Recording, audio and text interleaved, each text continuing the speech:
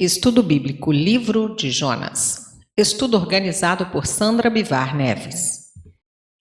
Fontes consultadas: Bíblia de Estudo Genebra, Bíblia de Estudo Shed, site jesuseabiblia.com, páginas Jonas 1, Estudo, Chamado e Fuga de Jonas. Introdução. No livro de Jonas, vemos o chamado de Deus na vida de Jonas para anunciar arrependimento a Nínive e a sua frustrada tentativa de fuga.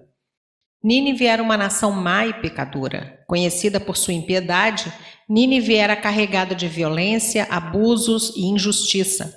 Ao saber qual seria o destino da profecia, Jonas tenta fugir do Senhor.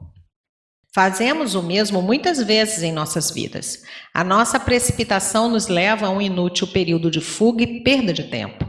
Na verdade, muitos vendavais nos cercam até que cedamos. A soberania de Deus não pode ser frustrada. Portanto, se você crê que Ele o está direcionando, atenda ao chamado antes que o temporal chegue. 10 lições atemporais do livro de Jonas. O livro de Jonas é preenchido com informações valiosas e lições atemporais. Talvez pudéssemos refletir sobre alguns desses assuntos. Primeiro, a história de Jonas validada por Cristo. Em primeiro lugar, devemos notar que essa narrativa maravilhosa sofreu o impacto de farpas dos críticos por um longo tempo. Por causa do incidente do profeta sendo engolido pela criatura no mar, muitos estudiosos modernos argumentam que o documento é pura ficção. Jesus Cristo, no entanto, apelou para a narrativa como uma verdadeira história, Mateus 12, versos 39 a 41. E isto resolve a questão para todos os que têm qualquer respeito pela divindade do Salvador. A falácia desse argumento mal concebido reside no fato de que tanto a palavra hebraica dag como a palavra grega ketos são termos genéricos que podem ser aplicados a qualquer criatura aquática. Não há erro aqui. Segundo, a soberania do Senhor. O livro de Jonas demonstra a soberania do Todo-Poderoso pela forma como ele emprega a sua criação para realizar o plano divino. Nessa narrativa, o Senhor controlou os elementos do clima. Capítulo 1, versos 4, 11, 13 e 15 e capítulo 4, verso 8. Ele preparou no mar uma criatura, na terra uma videira e criou outras condições para concluir o seu objetivo. Capítulo 1, verso 17, capítulo 4, versos 6 e 7. Terceiro, o interesse de Deus por todas as pessoas. Este documento inspirado revela o interesse internacional de Deus mesmo na era mosaica. Embora o Senhor estivesse trabalhando principalmente através da nação hebraica como instrumento para o envio da semente prometida, Gênesis 22, 18. No entanto, sua compaixão por todos os povos da terra foi abundantemente manifestada e o envio do missionário Jonas a esses gentios ninivitas foi uma clara demonstração disso. Quarto, Deus está no controle. Essa narrativa ilustra uma verdade tão frequentemente sugerida no Antigo Testamento. O Senhor, não o homem, está no controle do destino das nações. As regras nos reinos dos homens são descartadas de acordo com a norma divina. Salmo 22, 28, Provérbios 14, 34, Daniel 2, 21 e Daniel 4, 17. Aqueles que pensam que as nações permanecem ou caem por causa de uma forte defesa nacional são lamentavelmente ignorantes dos princípios bíblicos. A Nínive foram dados 40 dias para se arrepender. Como resultado, a nação foi poupada da destruição por cerca de 1,5 séculos. Mais tarde, porém, quando a Assíria degenerou novamente, ela foi destruída, e no livro do profeta Naum, ele aborda esse mesmo assunto. Nínive caiu para os babilônios em 612 a.C.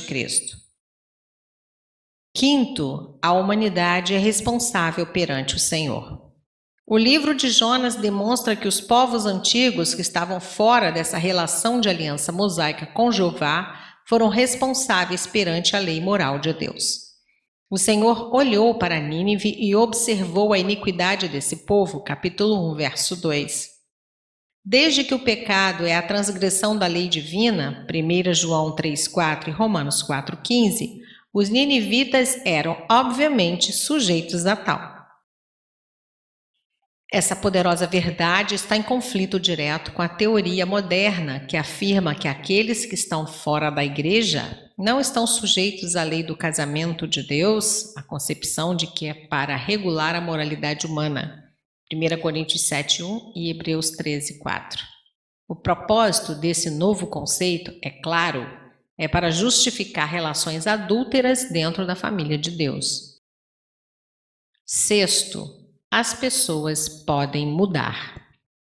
Este registro revela o poder inerente à palavra de Deus quando essa entra em contato com corações honestos e bons. Lucas 8,15. Embora a mensagem de Jonas tenha sido muito breve, ela produziu o efeito desejado. Mais uma vez, alguns críticos têm contestado o relato, nesse ponto alegando que um sermão tão insignificante dificilmente poderia ter produzido os resultados descritos.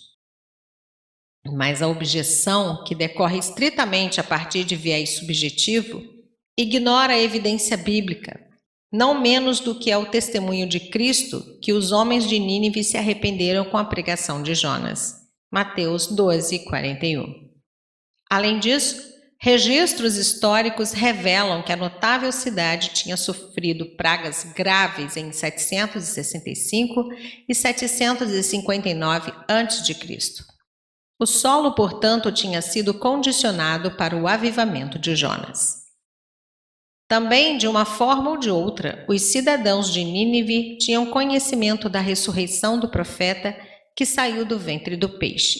Como observou, Jonas era um sinal para que a geração, assim como o Senhor, levantado fosse a sua. Lucas 11:30. Sétimo, arrependimento requer pronta ação. Fica evidente nos dois relatos uma dimensão importante ao arrependimento à pronta ação. Jesus declarou que os homens de Nínive se arrependeram com a pregação de Jonas, Mateus 12:41. O próprio livro de Jonas nos informa que Deus viu as suas obras, o povo de Nínive, e que se converteram de seu mau caminho, capítulo 3, verso 10. Assim, o arrependimento não é, como alguns alegam, uma mera tristeza pelo pecado. Pelo contrário, ele requer uma ação, um afastamento da má conduta. Essa passagem revela que o arrependimento é uma ação efetiva. Sendo o arrependimento essencial para a salvação, Lucas 13, versos 3 e 5 e Atos 17:30, conclusivamente a salvação não é conquistada com qualquer tipo de obra. Ela demanda arrependimento e perdão através do sacrifício de Cristo. Oitavo, a punição do inferno. Uma passagem intrigante no livro de Jonas ilustra um ponto vital sobre a punição dos maus após a morte. Em linguagem graficamente poética, o profeta agonizante descreveu sua provação horrível na barriga do monstro marinho como uma experiência semelhante a estar no inferno. O registro, clamando por causa da aflição, certamente indica a consciência do sofrimento. Pode-se concluir que o estado dos mortos ímpios é de tormentos conscientes, o que é afirmado em outras partes do registro sagrado. Lucas 16:23 e 2 Pedro 2, verso 9. Nona, profecia condicional. A mensagem de Jonas a Nínive revela que a profecia é, por vezes, condicional. O profeta declarou que a grande cidade seria destruída em 40 dias, mas sobreviveu durante 1,5 séculos para além desse período. Claramente, portanto, a previsão de condenação foi condicionada na resposta de Nínive à mensagem profética. Por exemplo, a Israel foi prometida uma herança, a terra de Canaã. Essa promessa, no entanto, foi condicionada à sua fidelidade a Deus. Josué 22, 4 e 5 e 23, 1. E o tempo finalmente veio quando eles perderam a escritura daquela terra para os palestinos, porque não cumpriram a sua parte nessa aliança. 10ª, tipologia no livro de Jonas. O livro de Jonas apresenta um belo tipo da ressurreição de Cristo dentre os mortos. Apesar de alguns modernistas argumentarem que o conceito de uma ressurreição corporal de Cristo dentre os mortos era desconhecido nos tempos do Antigo Testamento, Jesus demonstrou o contrário. Ele declarou: como Jonas esteve 3 dias e 3 noites no ventre do monstro marinho, assim o Filho do Homem permanecerá 3 dias e 3 noites no coração da terra. Mateus 12, 40. Claramente, o Senhor viu o sepultamento de 3 dias de Jonas como um prenúncio da sua ressurreição da sepultura, pelo que naturalmente Cristo foi declarado ser o Filho de Deus com poder. Romanos 1, verso 4. Jonas 1. A desobediência de Jonas. Versos 1 a 5. Jonas tenta fugir do Senhor. Jonas recebeu um chamado de Deus, mas foi em direção oposta. Jonas não queria que aquele povo, que era inimigo de Israel, se convertesse. Então ele fugiu da presença de Deus como se isso fosse possível. Versos 6 a 9. Quem é Jonas? Jonas era filho de Amitai e viveu em Samaria durante o reinado de Jeroboão II, quando Israel não percebia que a Assíria estava prestes a destruí-la. Nínive era a capital da Síria. E a identidade de Jonas se mostra no verso 9. Eu sou hebreu, adorador do Senhor, o Deus dos céus que fez o mar e a terra. Ele sabia a sua identidade e sabia que aquela tempestade era por causa de sua desobediência. Muitas vezes culpamos outras pessoas quando algo ruim nos acontece. Poucas vezes olhamos para dentro de nós mesmos e avaliamos como está a nossa vida com Deus. Quem ama a Deus deseja fazer sua vontade. Teimosia e desobediência trazem maldição e demonstram falta de amor a Deus.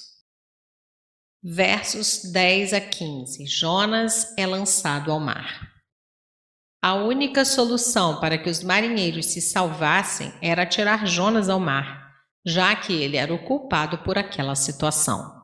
Aqueles marinheiros que antes clamaram a deuses estranhos, agora temiam ao único Deus verdadeiro, o Deus de Israel.